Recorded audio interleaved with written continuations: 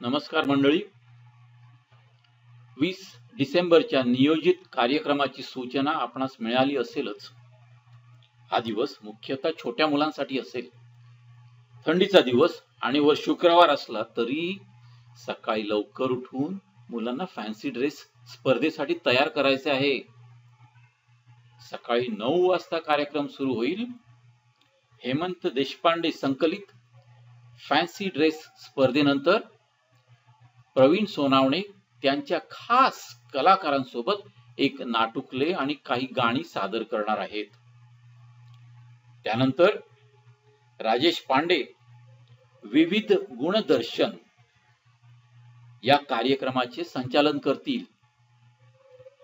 एक नवीन प्रकार म्हणून 1 मिनिट मराठी बोला ही उत्स्फूर्त भाषणाची स्पर्धा अविनाश कर्णिक घेतील.